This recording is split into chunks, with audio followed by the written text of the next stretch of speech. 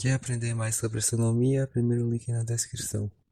E aí, vamos começar aqui. Uma das suas especializações aí, grandes, era o nosso querido Tolkien, né? Exatamente.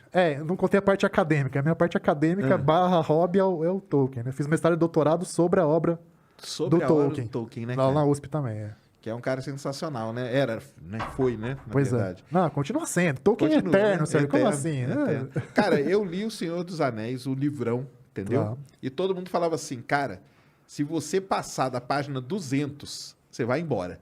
Mas até a página 200, você vai penar.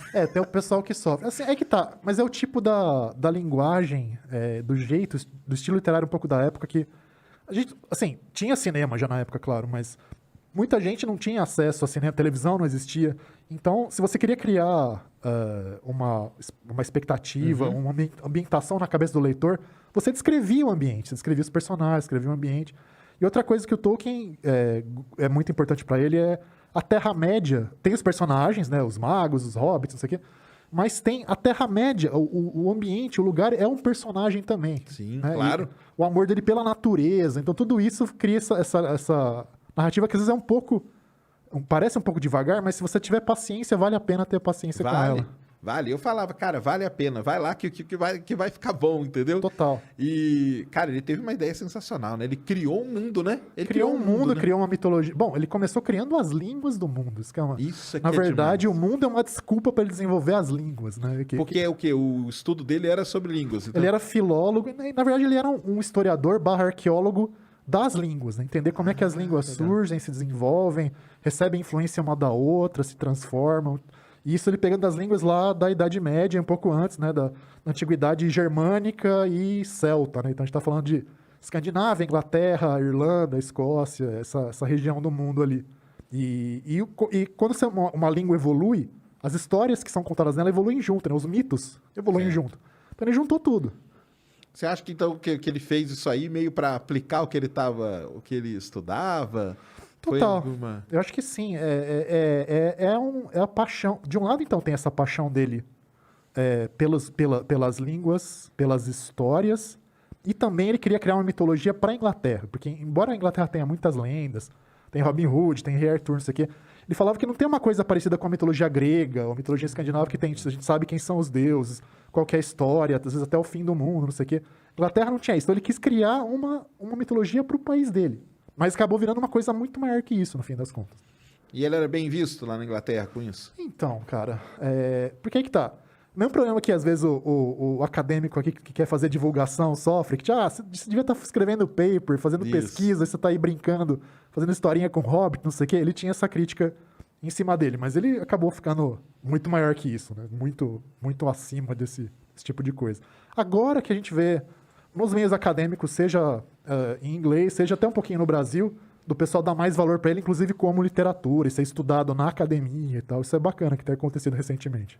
Ele está sendo estudado, então. Tá. Bom, o meu trabalho O foi seu trabalho todo foi um nisso, pouquinho né? disso, né? Foi um pouquinho disso. Legal. E você chegou a ler ele em inglês ou não? Na verdade, Claro que você chegou, né? Porque nós vamos contar a sua história, mas como que é a leitura dele em inglês? Eu acho incrível. Principalmente, vou até mostrar pra galera aqui, ó, esse livro aqui, que depois eu acabei traduzindo, que é o Silmarillion, que é como se fosse, né, se você pensar no Antigo Testamento, assim, né? Certo. Relato da criação do mundo, das primeiras gerações, das primeiras guerras, não sei o quê. É muito, muito bonito, assim. É uma linguagem que é meio arcaica, que ele escreve como se ele estivesse escrevendo não no século XX, mas no século XVI, XVII, por exemplo. Caramba. Assim, dá trabalho, mas é muito bonito, muito gostoso de ler. Eu tentei reproduzir um pouquinho isso na tradução, deixar com uma cara também mais antiga, tal, do português. Mas não se preocupa que dá para entender, só ter um pouquinho de paciência. E como que é para traduzir isso de uma língua tão assim? Tem que fazer um estudo...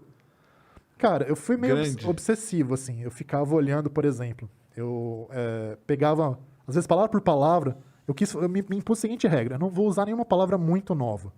Então, pegar lá no dicionário, o bom dos dicionários bons é que eles colocam a data, né? A data em que a palavra entrou na língua. Então, eu vou pegar só palavras praticamente que entraram no português até o século XVII, mais ou menos. E às vezes eu ficava olhando, tipo, parágrafo por parágrafo.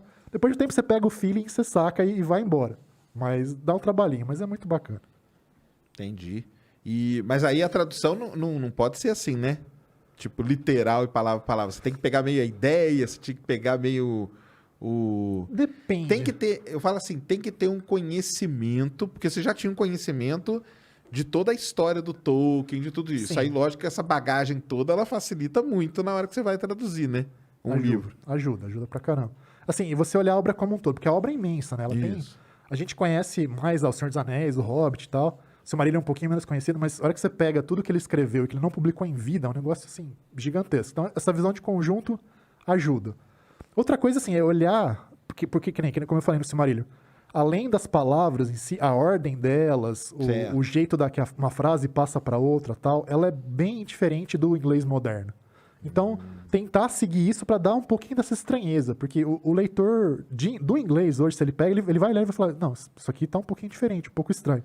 Então, em português, tem que ter essa estranheza também. É um Certo. pouco por aí. Tem que mostrar que tem essa meio que antiguidade presa Exatamente. na obra, né? Exatamente. E eu lembro assim, logo que saiu, né, o Senhor dos Anéis e tal, a pergunta mesmo de leigo mesmo, né? O pessoal contava aquela história, não sei se é lenda, se é história mesmo, que foi o filho dele que achou os escritos dele. Não tinha essa história aí? Então, no caso do Senhor dos Anéis, não, porque, assim, o Senhor dos Anéis... Na verdade, primeiro o Hobbit, né? O Hobbit, depois o Senhor dos Anéis. Depois tem um livro de poesias que chama As Aventuras de Tom Bombadil.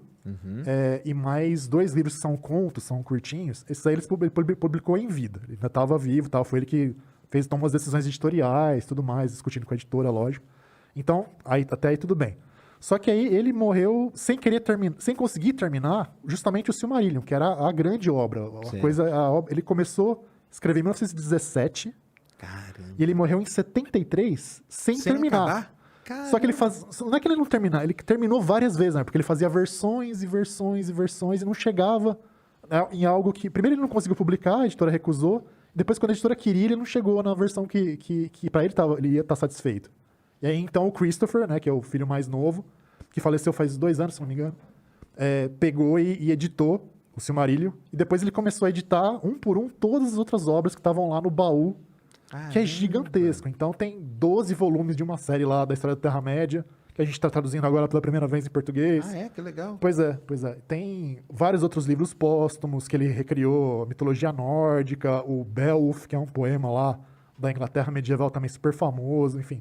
Tudo isso foi saindo depois que ele morreu mesmo. Ah, então essa história aí é verdadeira, o pessoal cara. falava, né? Não em relação ao Senhor Não dos Anéis, Senhor dos mas em Anéis, relação né? ao resto, sim. Ah.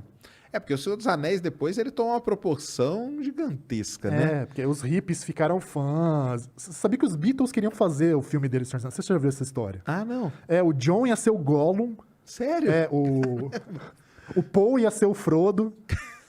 Agora eu não lembro os outros, mas eles queriam fazer, só que não. E o Stanley Kubrick ia Stanley Kubrick? ia dirigir. Stanley Kubrick tá em tudo, Tá né, em cara? tudo, tá em Pelo tudo. amor de- Mas não rolou. Mas ainda bem, porque eles iam meio que cagar no negócio. Eu Você adoro os acha? Beatles e tal, mas não, ia ficar ia descaracterizar muito, eu acho.